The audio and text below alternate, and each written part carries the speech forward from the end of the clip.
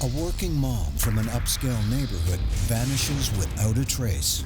We found some blood in the home, but it wasn't huge, massive quantities where we could say this person has to be dead. An abandoned car and convicted criminal are tied to her disappearance. He just didn't seem to be in sync with the rest of the world.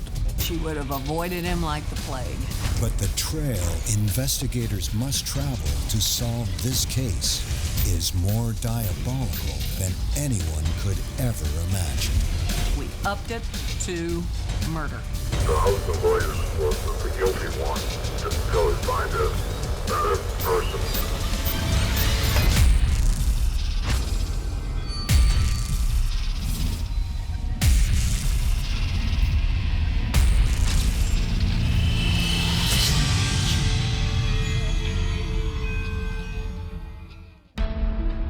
Terrell Hills, Texas, an old money neighborhood north of San Antonio.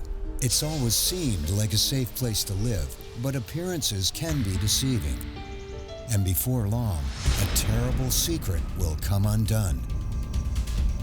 It all starts in the fall of 2002. Early morning, the Friday after Thanksgiving, a patrol officer in Terrell Hills comes upon a parked car. His first thought was that it was a couple of teenagers making out. So he shone his headlights in it, thinking that he'd get the typical reaction. There would be heads popping up in the vehicle. But nothing happened. When he looked in the windows, there was no one inside. So he felt the hood and realized the hood was cool, so the vehicle had to be sitting there for some time. When he looked in the windows, what he saw were the keys in the ignition. And the only assumption he could make was that the vehicle had been abandoned. Officers run the plates and determine that the car belongs to a local woman named Susan McFarland. When they found out who the owner of the vehicle was, they called Richard McFarland.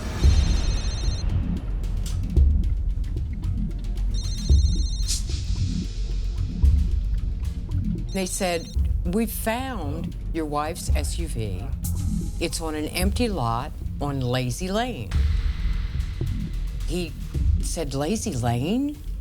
Where is that?" And they said, "Well, it's off of Ivy Lane."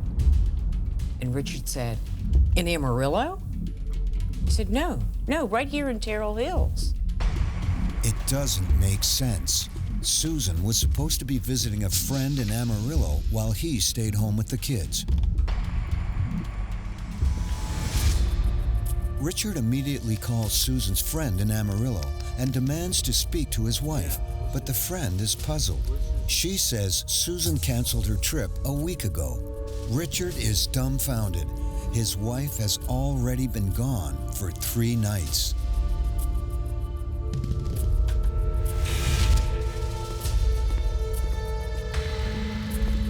When Richard went to the police station to pick up the keys to the SUV, he filed a missing persons report for his wife.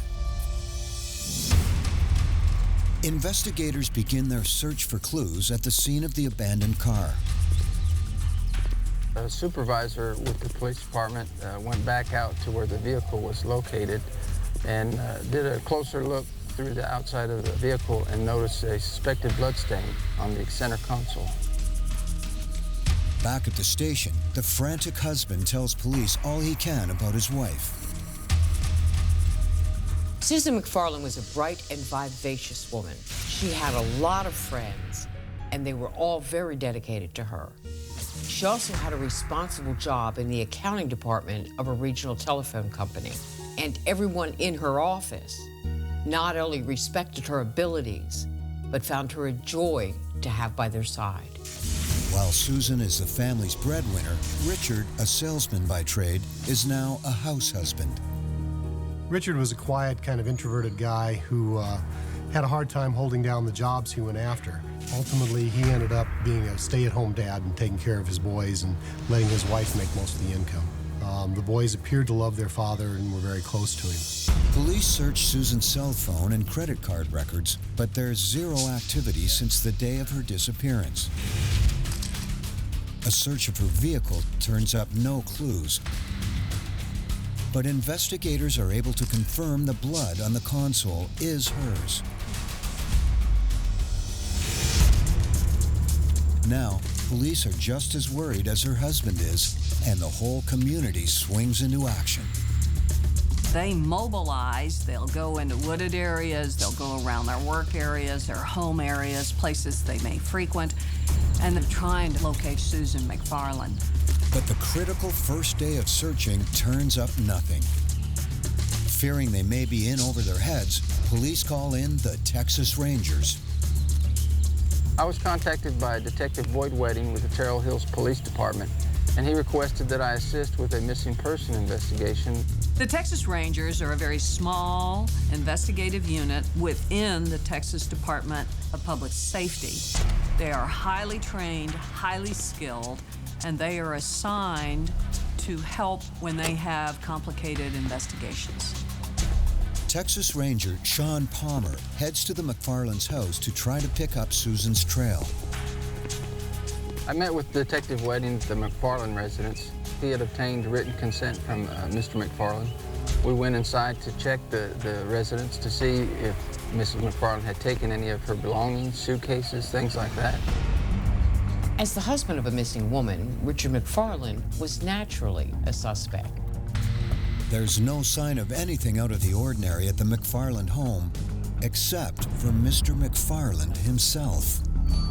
I was attempting to get more information about Susan McFarland, the family, their relationship, and it was a difficult task trying to figure out Mr. McFarland himself. His demeanor, his responses were unusual. Some of them didn't make sense, and so it was difficult to identify whether he was trying to be evasive or if it was just some incoherent response of his. Mr. McFarland was an unusual person. I know that some people have described him as an enigma. Even on a good day, he stuttered. He never seemed to know the right thing to say. His social skills were pretty miserable. And a lot of what he said ended up not making any sense. Now he was in a situation where his wife was missing. He had responsibility for the household, for 3 kids. He was doing it all on his own. It was pretty much a disaster for anyone to handle. For someone like Richard, it was horrible. Investigators have to rule out the possibility that this strange man had something to do with his wife's disappearance. Or maybe the wife just wanted out and doesn't want her husband to find her.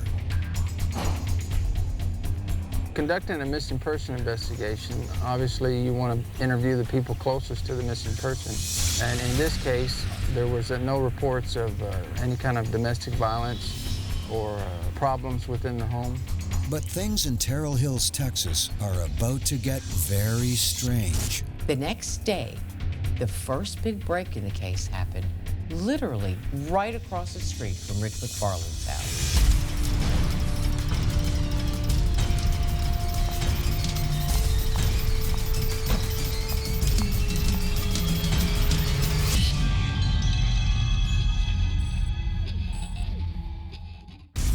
Susan McFarland, a hard-working wife and mother of 3, is missing.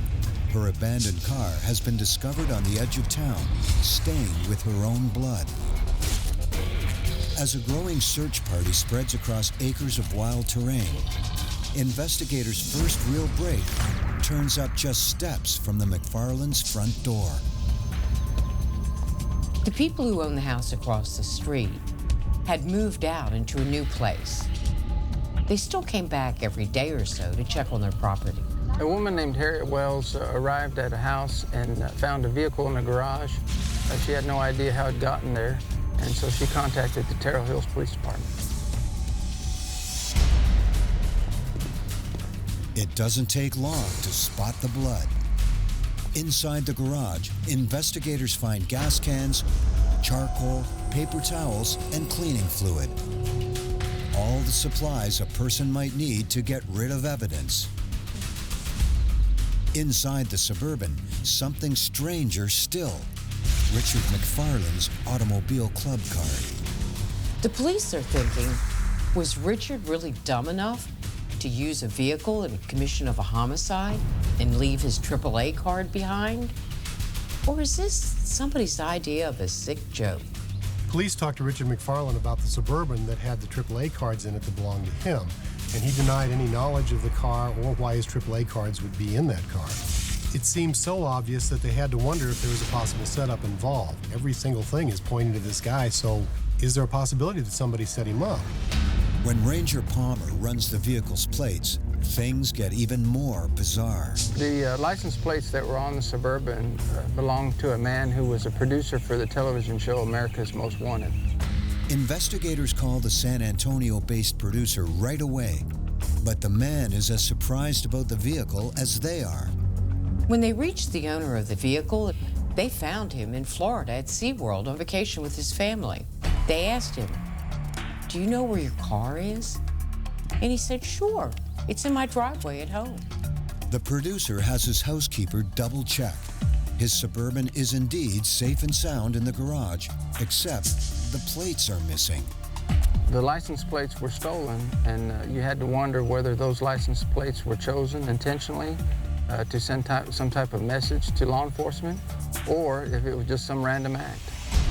Using the vehicle identification number, investigators track down the Suburban's real owner, a Terrell Hills man stunned to hear his vehicle is not where he left it. He said he'd been trying to sell the vehicle for a while, and a couple of weeks ago, he took it to a Texaco station where the owner had said he'd be glad to sell it for him for a small percentage. That gas station owner is Richard Clemmer. Richard Clemmer confirmed the story. He had been trying to sell the Suburban, but it struck him as odd when the police said it was stolen. He'd come in 3 days ago and the Suburban was gone, and so were the keys. He just assumed the owner had changed his mind and taken the vehicle home. Investigators find Clemmer's story suspicious, but play along. When they ask about Richard McFarland, the man whose automobile club card was found in the glove compartment, Clemmer swears he knows no one by that name. I then asked if anybody had test-driven the Suburban or shown any interest in the Suburban, and he told us that somebody had, in fact, test-driven the Suburban, gave a description of a white male who had test-driven it, and then also stated that they had written down a name and phone number for this person in a message book there in the station. The name was Mark Lynn, and the number was a local number. We tried to call that number, and it was not in service. The name Mark Lynn seemed to be a fake name that had been given, as well as the number. And we were kind of concerned we were at a dead end as far as that lead. Richard Clemmer was a very smooth talker. I think it's safe to say that we weren't sure if we were done with Richard Clemmer. But for now, Ranger Palmer is working another angle, paying a visit to Susan's office to interview her co-workers. A few of her friends had indicated that she had talked about going to Amarillo, like Richard had indicated, and they had just assumed that that's where she had gone. Susan McFarland was a committed mother, committed to her job, and was loved in her neighborhood. And when she went missing, and nobody knew where she was, they were all very concerned about her. Ranger Palmer checks Susan's voicemail to see if he can turn up any clues. There were messages on her voicemail at work. 2 of those messages were from her husband, Richard. The indication from him on those messages was that he was looking for Susan. The day after Rick McFarland claimed his wife had left home and not returned, he called her work number repeatedly. He left messages asking where she was, what she was doing, what her plans were, and he asked her, please, please call me immediately. Richard told police that Susan went to Amarillo. Why then was he looking for her at work? Ranger Palmer heads back to the McFarland residence to see if Richard wants to change his story. When I spoke with Richard, he was unemotional, seemed detached, and had a difficult time focusing on the questions that we were asking and the topic of conversation. Ashamed, Richard admits that he didn't really know if Susan was going to Amarillo or not. There had been talk of a separation, but nothing had been finalized.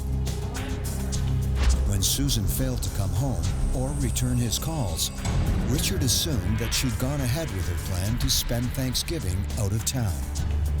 Richard was a pretty nervous, anxious type guy, and his relationship with Sue may not have been the best. However, they kept that away from the neighbors pretty well, and he would have been nervous to have the police know that they really were having relationship problems. Under growing scrutiny, Richard tries to shield himself and his children from the public glare. When Susan's family arrives in town to join in the ongoing search, Richard withdraws even more. Richard did not act the way Sue's family would have expected during the search time. He really kept the boys away from them. They wanted to give them help, but Richard pretty much isolated them and kept them away and did not take part in the search himself. It was not hard to consider Rick McFarland a suspect. He was acting so damn suspicious. As an investigator, it's easy to get tunnel vision.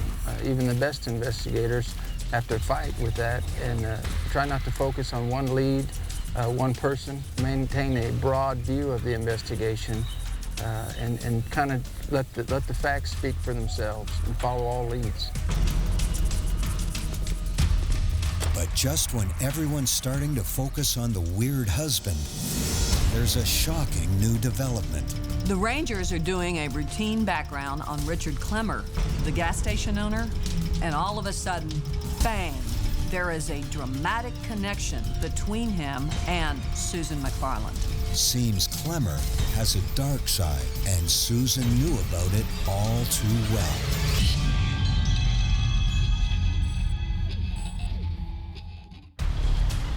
In the upscale suburb of Terrell Hills, Texas, police have uncovered some shocking information. A secret history between missing mom Susan McFarland and gas station owner Richard 𝐁𝐁𝐸𝐸. During the course of the investigation, I was presented with a link between Richard 𝐁𝐁𝐸𝐸 and Susan McFarland. And it was a link that would make you think that Richard 𝐁𝐁𝐸𝐸 should have some animosity towards Susan. Earlier that year, Susan McFarland was called up for grand jury duty. While serving, she encountered a case involving Richard 𝐁𝐁𝐸𝐸. Just a few months before Susan's disappearance, 𝐁𝐁𝐸𝐸 faces a grand jury on fraud charges. He's been caught running a religious scam to rip off senior citizens. Susan McFarland sits on the jury. Well, if you're the defendant in a court case, you're quite aware of everybody around you, and you've got lots of time while you're sitting in the lawyer's box to look around and see who's on the jury and watch their expressions and try to figure them out a little bit. Susan and the other grand jurors reviewed the case involving Richard 𝐁𝐁𝐸𝐸 and decided that he should be charged with the crime.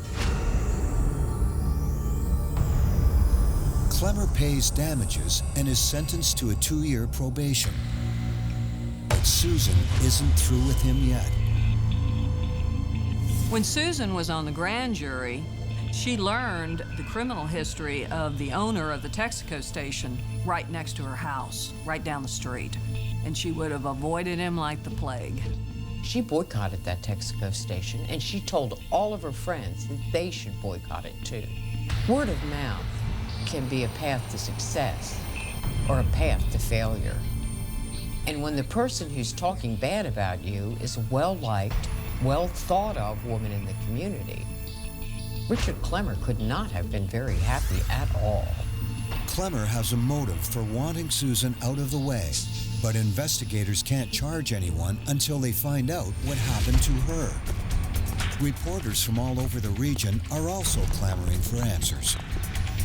The media appeared to be everywhere, around Richard's house, around the children's school, and he was concerned for the children's safety and privacy, so he kept them away from them as much as possible. Days go by without any sign of the missing woman or any clue to her whereabouts. But thanks to all the news coverage, leads are pouring into the police department. The media attention was positive in that it got the message out, it got Susan's photo out there, and it inspired people with information to call in, and to also have people who would like to help and they call in, but the information is inaccurate. But you have to weed through those to hopefully find the one that helps you solve the investigation. One tip leads searchers to a secluded area near Susan's office. Some citizens called in a report of a foul odor from near the river right by where Susan worked. The team notices a patch of disturbed ground. We were assisting with the search of an area. We began to dig, and we detected a foul odor as we began to dig. We dug a little deeper and identified a plastic bag was buried there. We're getting excited at the fact that we were actually onto something. We tore open the plastic bag and identified that it was actually a dog carcass inside. So obviously this was a frustrating moment, not just for the officers, but also for the volunteer searchers that were there. While authorities chase down dozens of empty leads, investigators keep 𝐁𝐤𝐸 in their sights. Richard 𝐁𝐤𝐸 not only had a motive, but he also had the keys to the Suburban. Did he move the vehicle to McFarland's neighborhood as part of an elaborate plot to frame the husband? There was blood on the bumper of that Suburban and items that could be used to dispose of a body, as well as Richard McFarland's identification card. It wouldn't be a big stretch to think that Richard 𝐁𝐁𝐸 was trying to cover up his involvement in the crime by pointing the finger at Richard McFarland. The last thing authorities expect is for their prime suspect to come to them offering to cooperate. But one December morning, that's exactly what happens. 𝐁𝐁𝐸𝐸 tells police he knows who's behind Susan McFarland's disappearance, and he's willing to help them prove it.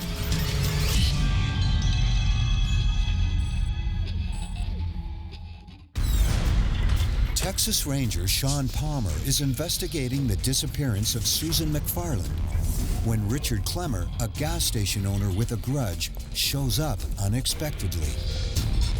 Mr. 𝐁𝐁𝐸𝐸 came into the Terrell Hills Police Department for the purpose of giving us a written statement about the circumstances surrounding the Suburban. Mr. 𝐁𝐁𝐸𝐸 told us that Mark Lynn, the person who test drove the Suburban, was actually, in fact, Richard McFarland. He also added the fact that Mr. McFarland had been back to the Texaco to talk to Mr. 𝐁𝐁𝐸𝐸 about the Suburban.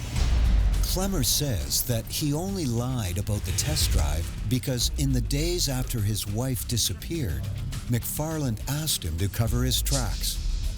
McFarland assured the gas station owner that if he played along with the lie, authorities would have no reason to suspect either of them in Susan's disappearance.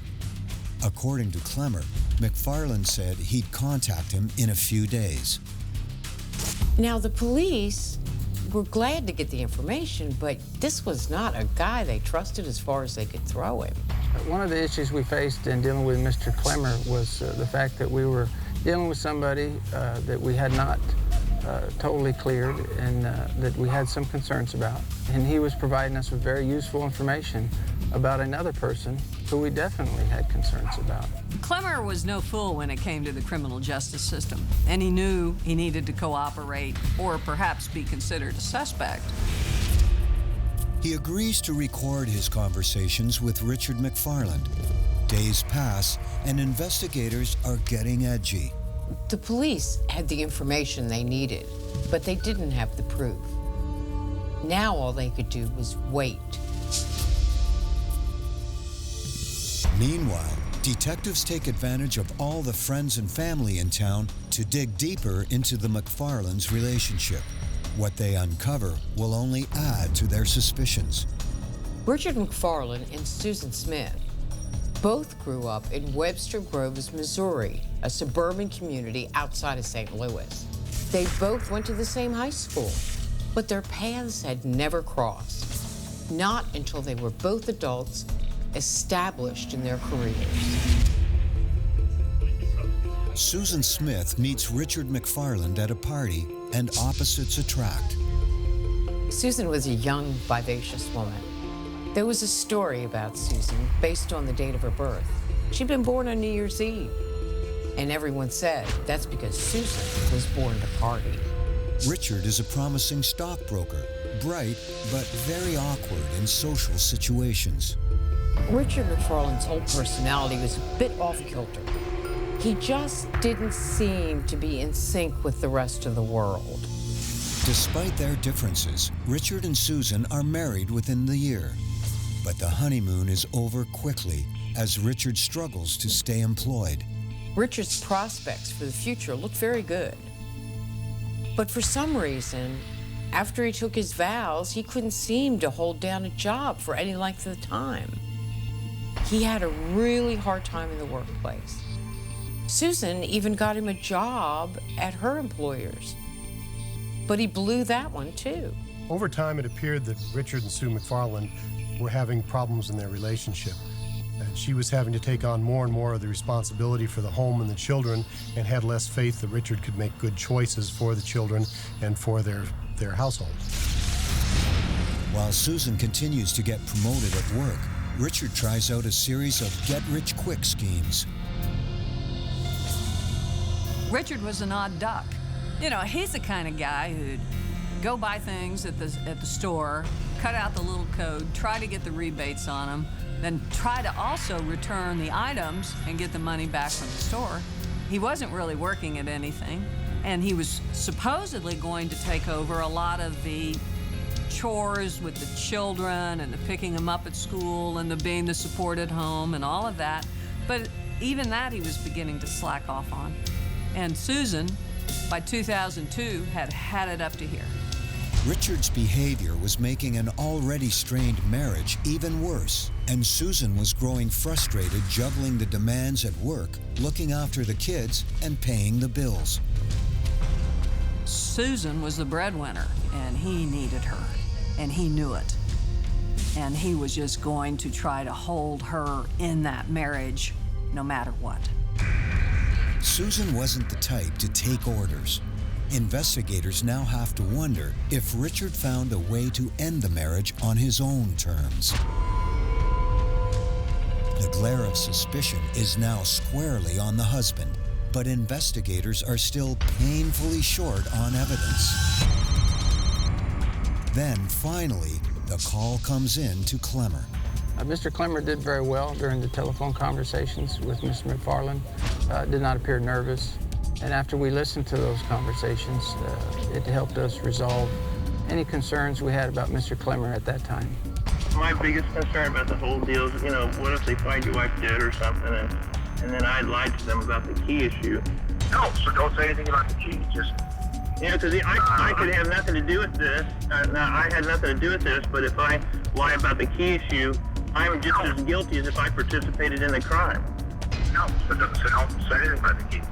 I'm not asking you to do or cooperate with me. I just wanted to, the only little touch base, if you would, is just to make sure that what details you might recall on is what I do, so it's not, things don't get any goofier. Yeah, it doesn't look bad.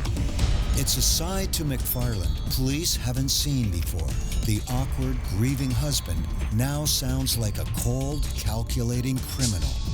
This conversation leaves little doubt as to his involvement in Susan's disappearance, but still, there's nothing authorities can do about it. Investigators were certain that Richard McFarland was responsible for the death of Susan McFarland.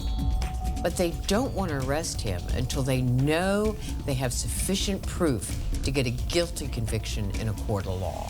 We had identified a large amount of circumstantial evidence in what we believed was her murder. But the one critical piece of evidence we did not have was her body. Police obtain a series of warrants to put pressure on McFarland, hoping he might panic and lead them to his wife's body. McFarland was the suspect, so we were looking at computers. We got warrants for that. We got DNA from him. Anything that we could that was matching him and was rattling his cage a little bit too. Police install a hidden tracking device on the suspect's car and follow his every move. I spent a lot of time conducting surveillance of Richard McFarland and identified some of his habits, some of the places that he traveled to. But one of the things that I identified really quickly was the fact that he was out shopping and doing errands and not looking for Susan. Oddly, McFarland leads them to a spy store where he inquires about purchasing a device for detecting and removing phone taps. Seems Richard is getting jumpy, which means detectives could be running out of time. He's either going to flee, he may take his children into a hostage situation, use them in some way.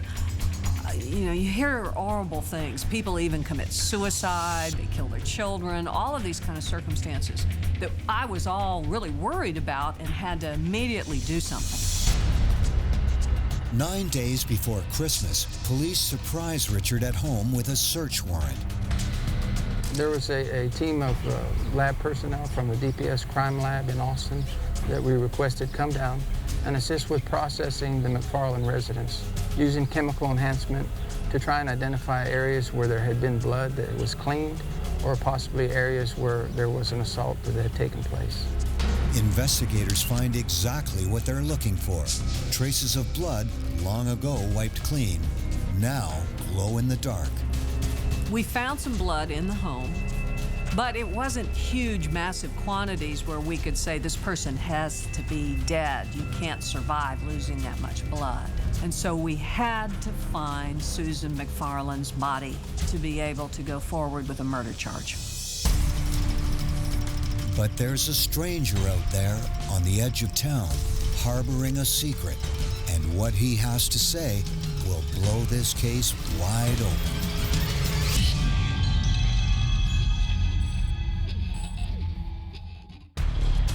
Terrell Hills, Texas, Christmas 2002.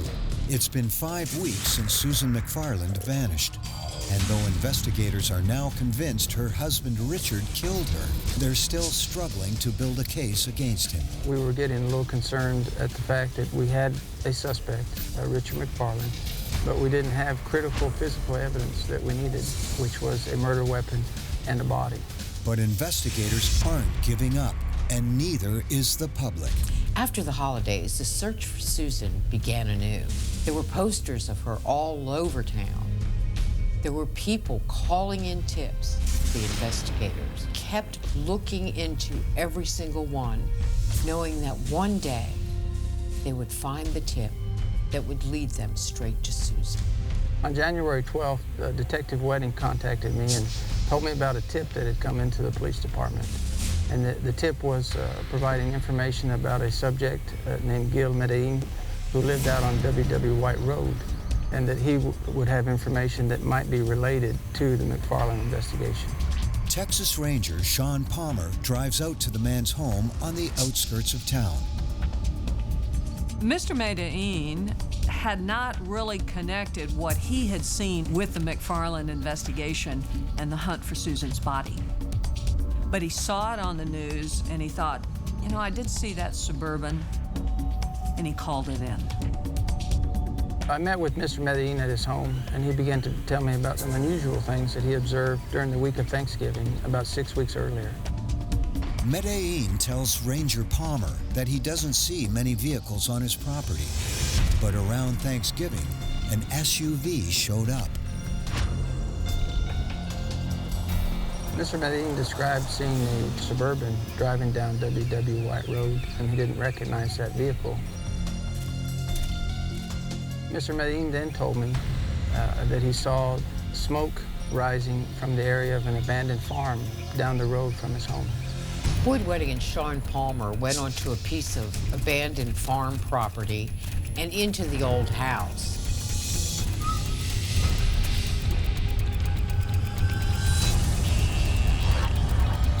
It looked like people had just up and left one day and left everything they owned behind. There was trash, abandoned clothing, rotting food in the refrigerator, but it was clear that no people had lived in that house for quite some time. When they found nothing suspicious in the house, they split up and went in different directions to search the outbuildings of the property. On a quiet corner of the property, Ranger Palmer picks up on something. I began to smell a foul odor in the area, and I turned and looked and saw a trailer. It was made out of a pickup bed. And as I looked, I could see that there were several burnt items inside the trailer. It takes him a moment to recognize what he's really looking at.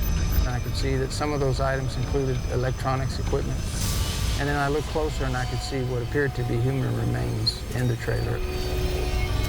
Palmer spots a telltale clue, wrappers from Richard's favorite Italian ice. And once I saw those wrappers, I was pretty sure that that was Susan McFarland's remains, based on the fact that we'd seen those wrappers in the Suburban and at her home. I'm sitting at my desk. My intercom buzzes. It's Sean Palmer on the phone. I pick it up. Sean, what's going on? He says, "You're not going to believe this, but I think I'm standing over Susan McFarland's body." That's one of those moments that you just don't forget. Within the hour, law enforcement is all over the abandoned property. While crime scene technicians begin scouring the scene for evidence, the medical examiner sets about identifying the charred remains.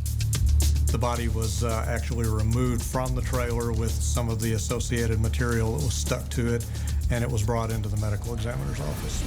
The face is burned away. There are no fingerprints left, so we sample the body for DNA testing, but the quickest way is to actually use dental comparison, and we were lucky in this case that we did have teeth available, and we had an idea who this individual might be, so we were able to obtain dental records from Susan McFarland. Before they can confirm the identity of the body, the media breaks the news that Susan's remains may have been found. No story has dominated the headlines in San Antonio recently like the disappearance and murder of SBC executive Susan McFarland. The neighbors had been watching and worrying about what had gone on, and the media had covered it very thoroughly, so the whole community really wanted to know how this could happen in that neighborhood. Once the public becomes aware that remains have been found, he's going to know who it is. He's going to start springing into action. How do I get him into custody without yet having an identity on the remains? So I used the unauthorized use of the Suburban, and I used witness tampering on Richard Clemmer at the Texaco station. After 7 long weeks, Ranger Palmer arrests his prime suspect. So once we obtained the arrest warrants, we located him down in downtown San Antonio, and it was a satisfying end to the frustration we had dealt with throughout the months of this investigation.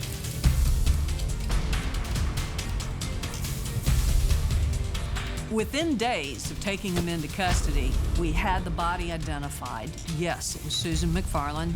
So we changed our charge, we upped it to murder. The McFarland boys are taken into protective custody as police lock their father behind bars.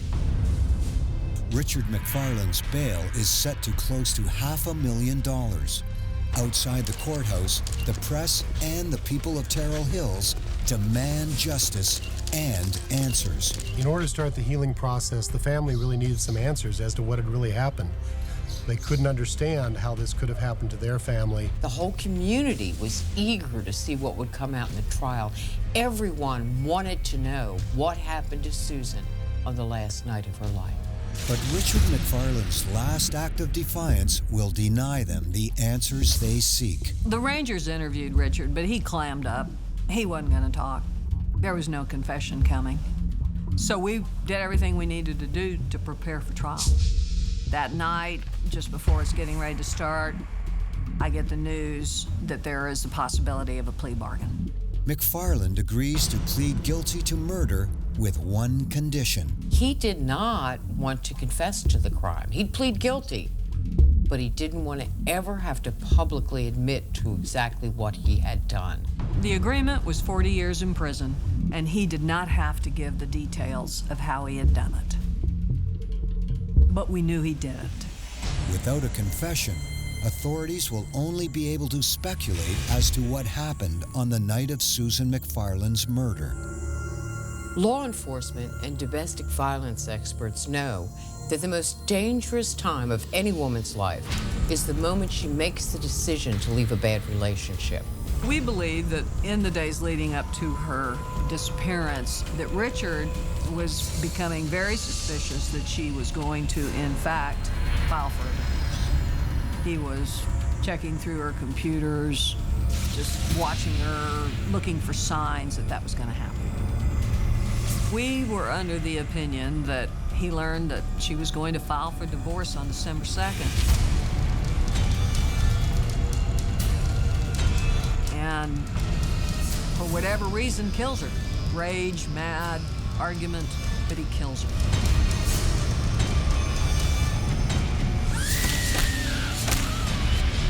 The medical examiner's office ruled that Susan died from blunt force injuries based on the evidence, the blood and other evidence that we found inside the McFarland home.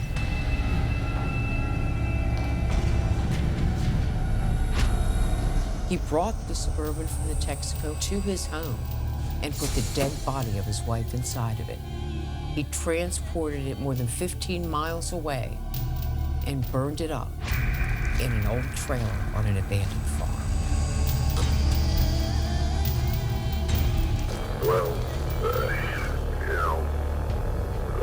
the husband was the guilty one until he find another person.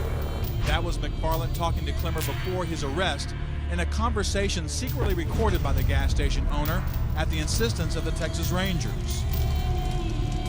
But for the family of Susan McFarland, the discovery of her remains is the beginning of the end of a long nightmare. Richard McFarland now lives at the Ellis Prison Unit in Huntsville, Texas. He won't be eligible for parole until the year 2024. The three McFarland boys are now being raised by foster families.